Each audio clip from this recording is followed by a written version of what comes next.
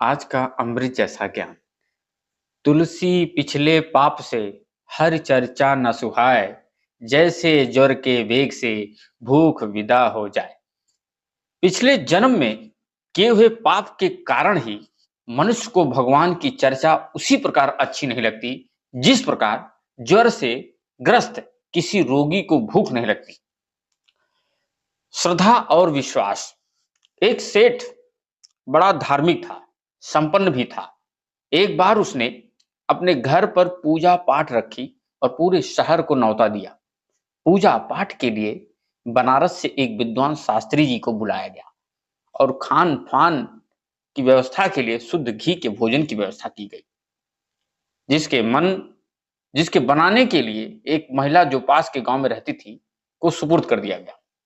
शास्त्री जी कथा आरंभ करते हैं, गायत्री मंत्र का जाप करते हैं और उसकी महिमा बताते हैं।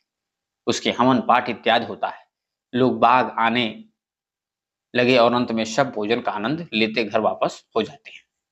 यह सिलसिला रोज चलता है। भोज प्रसाद बनाने वाली महिला बड़ी कुशल थी।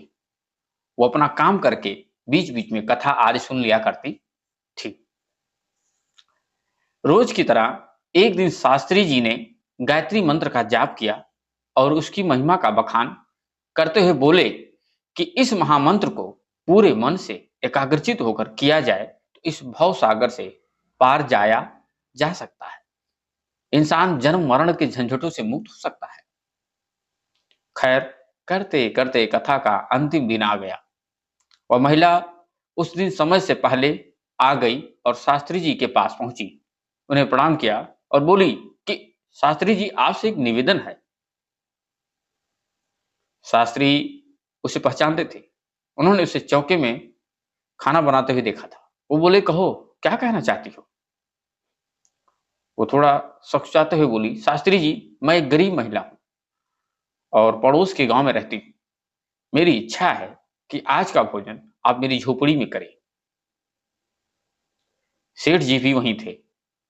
वो थोड़ा क्रोधित हुए, लेकिन शास्त्री जी ने बीच में उन्हें रोकते हुए उसका निमंत्रण स्वीकार कर लिया और बोले, आप तो अन्नपूर्णा हैं। आपने इतने दिनों तक स्वादिष्ट भोजन करवाया। मैं आपके साथ कथा के बाद चलूंगा। वो महिला प्रसन्न हो गई और काम में व्यस्त हो गई। कथा खत्म हुई और वो शास्त्री जी के समक्ष पहुंच गई।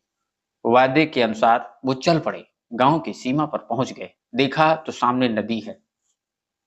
शास्त्री जी ठिठक कर रुक गए। बारिश का मौसम होने के कारण नदी उफान पर